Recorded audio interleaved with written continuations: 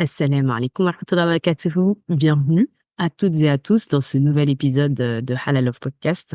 Je suis ravie de vous retrouver après un long moment d'absence. En tout cas, moi, ça fait longtemps que j'ai pas enregistré d'épisode, encore moins d'épisodes solo.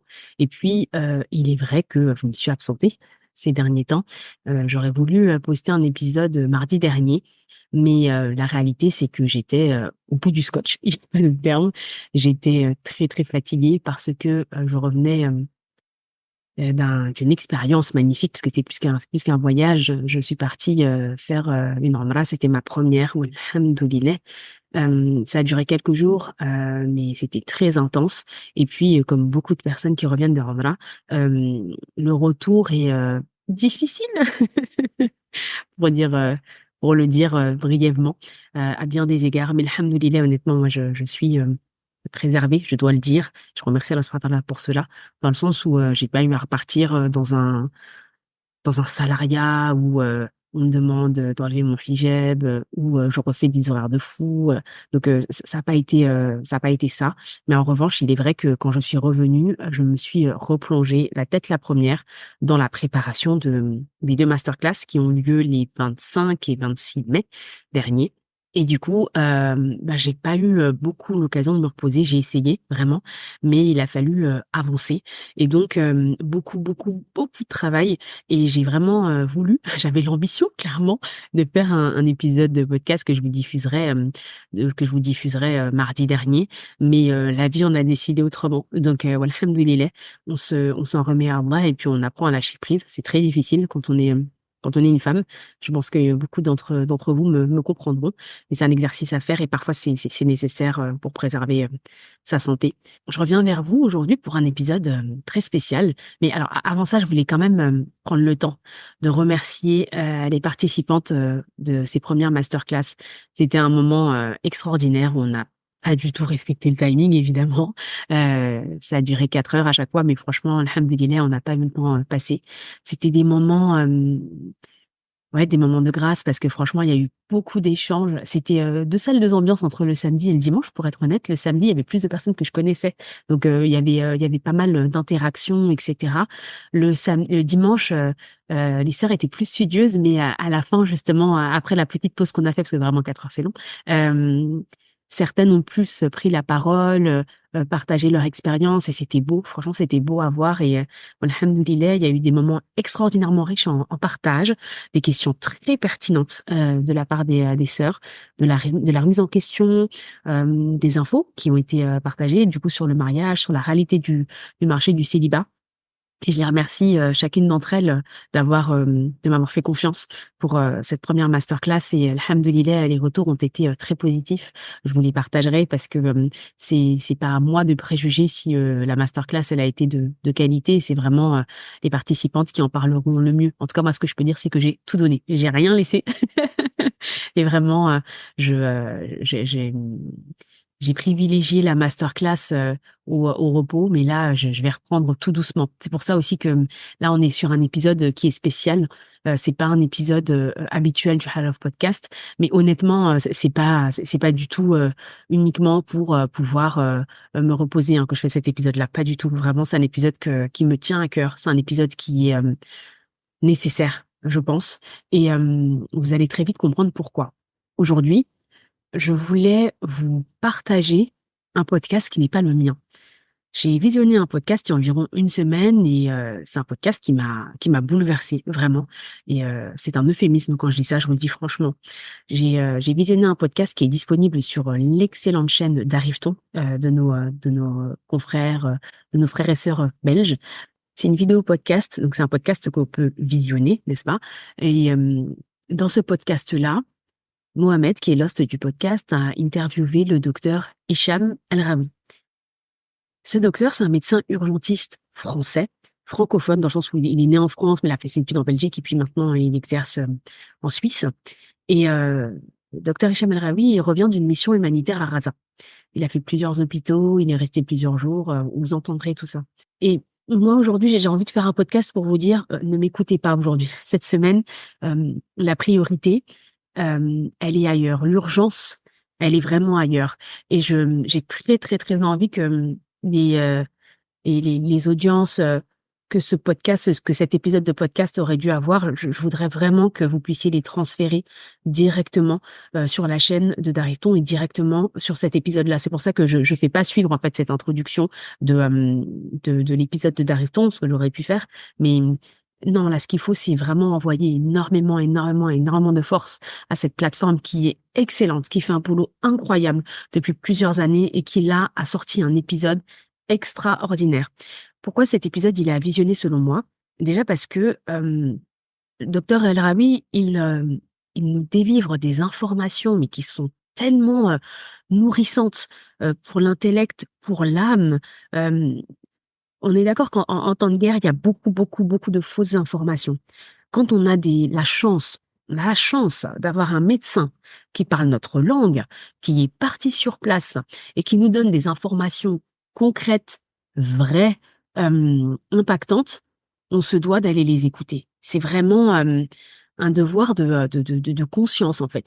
Quand on était jeune, pour les personnes qui ont étudié en France, on nous a beaucoup parlé du devoir de mémoire et il est vrai que c'est important. Il faut pas oublier l'histoire parce que sinon ça se reproduit. Enfin, je dis ça, enfin, d'un côté je dis ça, puis d'un autre côté l'histoire est en train de se reproduire. Hein, on peut quand même clairement le constater. Mais toujours est-il que là, en tant que musulman, en tant qu'individu, vraiment en tant que créature d'Allah, on ne peut pas ne pas voir cette réalité-là. Alors, je parle évidemment pour les personnes qui sont en état mental de voir cette réalité-là. Certaines personnes sont dans le combat et dans la communication autour de ce n'est pas une guerre, c'est un génocide depuis des mois. Et donc, il est évident que pour ces personnes-là, ben pour beaucoup, c'est super dur aujourd'hui de continuer à lire cette information, de continuer à visionner ce genre de podcast. Et donc, ben ces personnes-là, moi je leur dis merci parce que franchement, moi j'ai mis du temps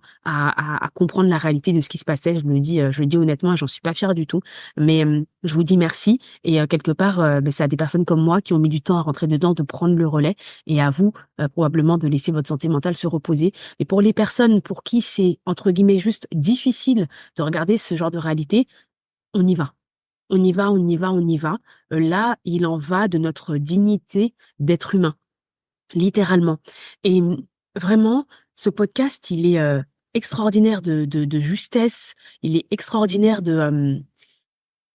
je pense que j'ai jamais entendu, il y a certaines infos qui sont profondément inédites et pourtant on a entendu subhanallah, des infos autour de ce qui se passe à Raza, mais là moi ce qui m'a le plus marqué dans ce podcast c'est notamment trois choses. C'est le docteur Al-Razawi, il nous emmène vraiment avec lui pardon, dans sa mission humanitaire. Subhanallah, on est vraiment avec lui et on n'est pas médecin, en tout cas la plupart d'entre nous, c'est un fait, mais on est derrière lui, on comprend ce qu'il a pu faire là-bas. On comprend toutes les choses qu'il n'a pas pu faire là-bas et c'est ça aussi le drame. Et c'est vraiment important parce que en fait, Docteur El Raoui il nous emmène dans une espèce de faille spatio-temporelle. C'est pas un monde qui nous sépare en fait de ce qui se passe à Raza. C'est des univers, c'est des années-lumière. Mais vraiment, quand il en parle, on se dit mais en plus, subhanallah, souvent, bah, quand on écoute des podcasts, on est en train de manger ou je sais pas, on est en train de marcher dehors et on se dit mais ça n'a rien à voir. En fait, il est parti dans un hors-monde. Et d'ailleurs, malheureusement, il y a beaucoup de médecins qui, quand ils reviennent, ben, le retour est difficile. Et il y a beaucoup de médecins sur place, et le docteur El Raoui, il en parle, qui sont complètement des missionnaires. Soit parce que en fait, il faut qu'ils aillent nourrir leur famille et que ben médecin maintenant ça paye plus, clairement. Soit parce qu'en fait, ils sont complètement découragés. Et ça aussi, ça fait partie des informations qui m'ont beaucoup marqué dans ce podcast. Et c'est en ça que je trouve il est vraiment important de le visionner. C'est que moi, c'est la première fois que j'entends une réalité, enfin que j'entends une personne qui décrit la réalité des Razaouis de manière un peu plus nuancée. Je m'explique. Souvent, quand on entend des personnes qui reviennent, hein, clairement, donc qui ont vu les personnes, les habitants de Gaza, ils nous disent c'est incroyable la foi qu'ils ont. Ils ont une foi mais qui est inégalée et c'est vrai. Mais le docteur El Raoui, il parle aussi d'autres réalités.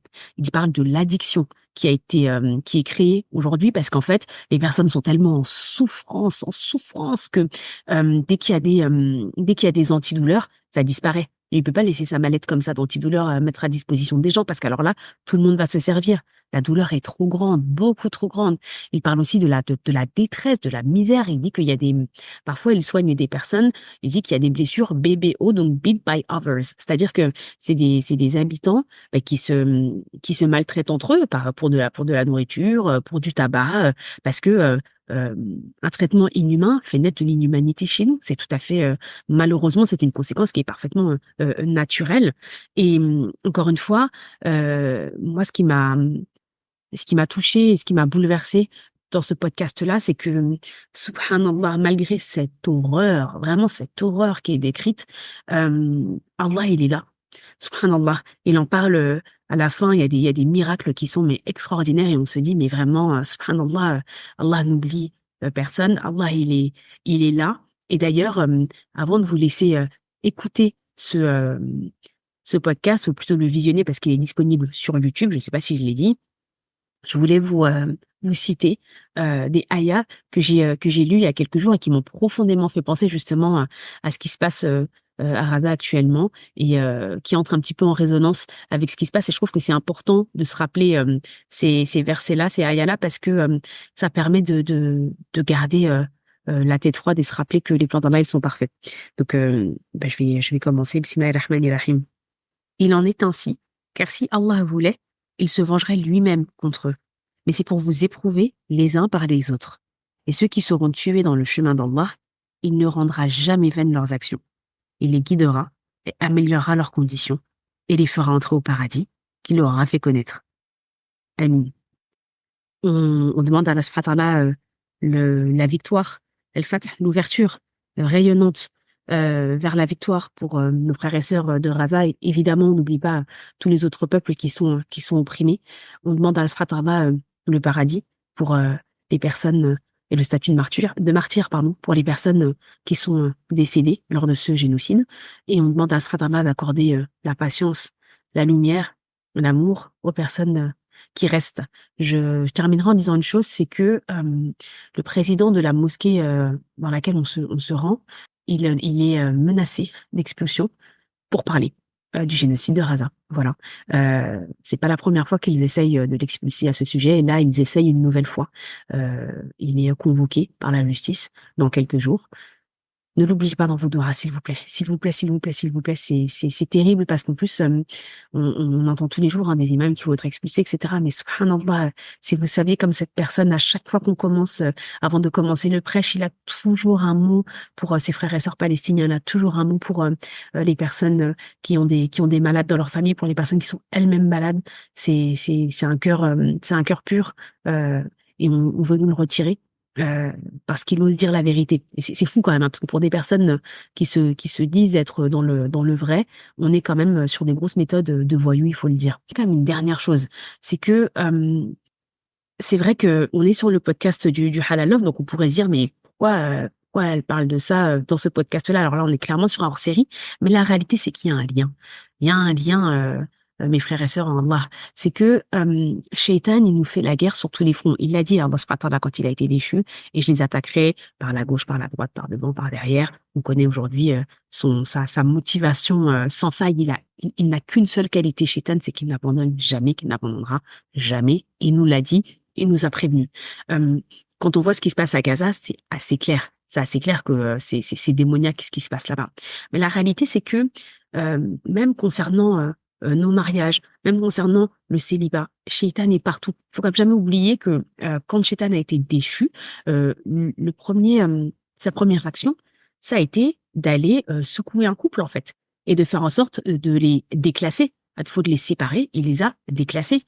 Ils ont été bannis eux-mêmes du paradis. Donc Shaitan, il est vraiment vraiment très présent également dans nos mariages, dans la volonté de se marier. Et je pense que c'est extrêmement important de le rappeler. On n'est pas à l'abri de Shaitan. Nous sommes en guerre également sur ce domaine-là. Et pour les célibataires, essayez de vous rappeler à quel point, quand vous recherchez un partenaire, et ça on en a beaucoup parlé dans la masterclass, quand vous recherchez un partenaire avec qui vous allez pouvoir cheminer vers Allah subhanahu wa ta'ala. Recherchez un partenaire avec qui vous allez pouvoir tenir la main très très très très fort pour lutter contre Shaitan. Est-ce que c'est le seul critère à prendre en considération? Non, il y en a d'autres, mais ça doit être le premier. C'est extrêmement important. Et pour les couples mariés, ben ici on nous rappelait quand la charge mentale est trop forte, quand les conflits sont trop nombreux, à quel point Shaitan aussi nous excite certaines discussions, nous excite certaines perceptions et que notre ennemi principal, c'est lui. Ça ne veut pas dire qu'il faut tout laisser passer, ça ne veut pas dire qu'il faut rien faire, mais rappelons-nous toujours que l'ennemi principal, c'est lui et qu'on doit faire front face à lui et que Shaitan, un de ses objectifs, c'est de détruire la famille. Parce que la famille, c'est le socle d'une société qui est pérenne. C'est le socle d'une société qui est forte. Voilà. Je m'arrête là, vraiment, pour aujourd'hui. Je vous souhaite une excellente semaine, pleine de doura, pleine de présence d'Allah subhanahu wa ta'ala dans nos cœurs, parce qu'évidemment, hein, ce rappel s'adresse bien évidemment tout d'abord à moi. Je vous dis à mardi prochain pour un épisode inédit et complètement cette fois-ci dédié au halal love. Prenez soin de vous. Qu'Allah subhanahu wa ta'ala vous préserve et puis à très bientôt. Wassalamu alaikum wa rahmatullahi wa barakatuh.